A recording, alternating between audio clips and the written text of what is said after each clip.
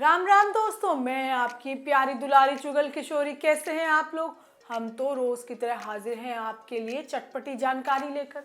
अनुपमा में ही कुछ कमी है? अरे ये हम नहीं बल्कि पूरा जमाना कह रहा है। भाई लोग तो रिश्ता टूटने का इल्जाम भी अनुपमा को दे रहे हैं। तो वहीं ये रिश्ता क्या कहलाता है में अभिनव और अक्षरा के बीच पैसों को लेकर भयंकर लड़ाई होने वाली है। तो वहीं गुम है किसी के प्यार में विराट पत्रलेखा को तलाक के कागज देने वाला है। अब ये तो थी मोटा मोटी जानकारी, लेकिन पूरी जानकारी के लिए रोज की तरह आपको हमारा शो देखना होगा। तो चलिए जानते हैं कि आज टीवी की दुनिया में क्या खास होने वाला है।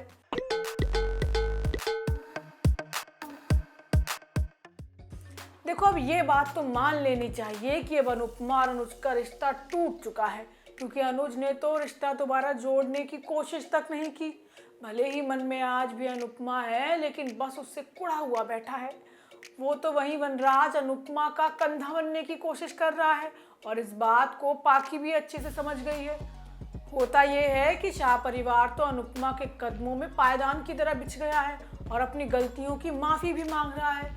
बापूजी और सभी लोग अनुपमा से मिलने पहुंच जाते हैं। बापूजी को देखकर अनुपमा तो फूट फूट कर रोती है।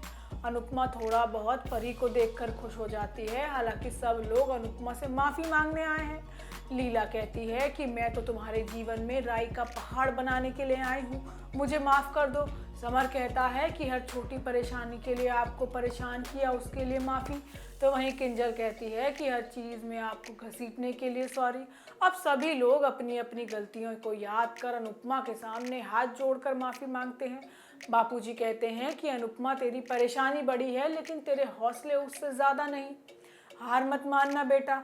लेकिन काव्या कहती है कि अनुज एक दिन वापस ज़रूर आएगा, वो अनुपमा के बिना अधूरा है। लेकिन अनुपमा कहती है कि पता नहीं, अब इस बात के लिए मन नहीं मान रहा, दिल के हज़ारों टुकड़े हो चुके हैं। अब अनुपमा का ये रूप देखकर हर कोई हताश है, क्योंकि हर मुसीबत की घड़ी में हिम्मत से खड़ी होने वाली अनुपमा अब टूटती नजर आ रही है। वही वनराज भी सबके सामने अनुपमा से कहता है कि अगर कभी भी मेरी ज़रूरत लगे तो एक आवाज़ दे देना, मैं वहीं पीछे खड़ा मिलूंगा। अब वनराज की ऐसी मीठी वाणी सुनकर पाखी समझ जाती है कि वनराज एक बार फिर गलत ट्रैक पर चल दिया है। अब तो वो अपने पिता पर भी नज़र बनाए रखने वाली है। तो वहीं दूसरी तरफ अनुज को सिर्फ और सिर्फ अनुपमा दिखाई दे रही है।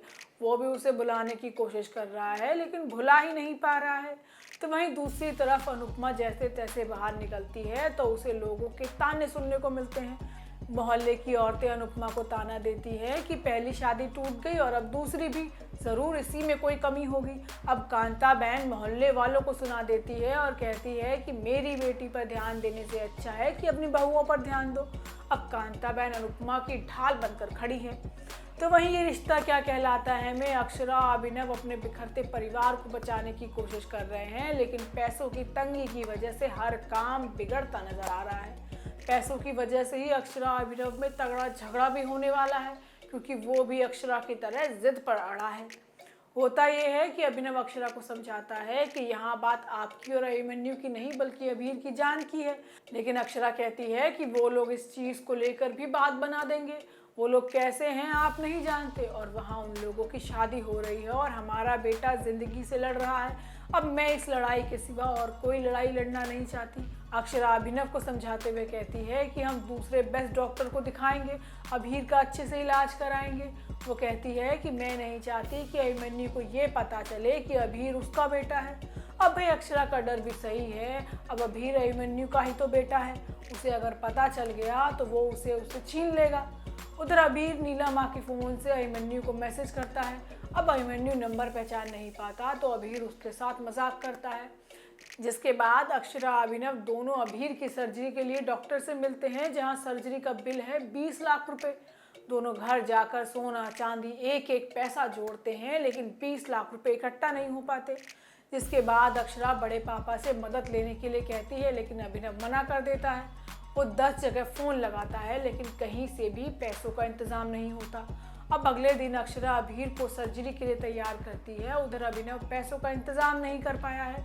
अब अक्षरा पैसे और गहने लेकर डॉक्टर के सामने भीख मांगती है कि सर्जरी कर दो, लेकिन डॉक्टर पूरे पैसे के इंतज़ाम के बिना सर्जरी करने के लिए मना कर देता है।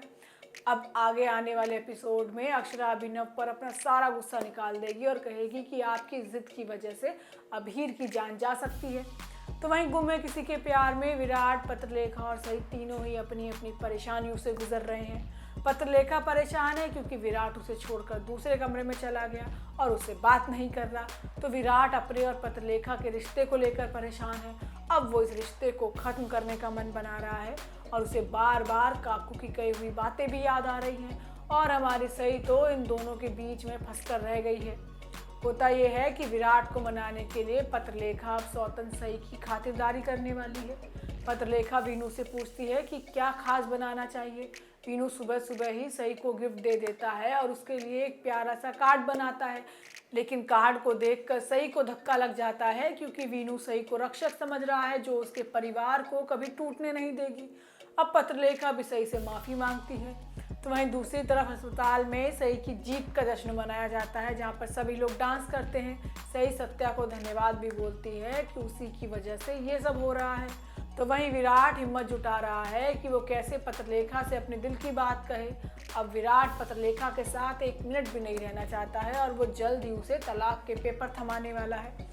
तो दोस्तों, ये तो थी आज के सीरियल की जानकारी। आपको हमारा शो कैसा लगा हमें लाइक कमेंट करके ज़रूर बताइएगा और अगर आपने हमारे चैनल को सब्सक्राइब नहीं किया है तो वो भी कर लीजिएगा। हम आपसे फिर मिलने आएंगे नई जानकारी के साथ। राम राम।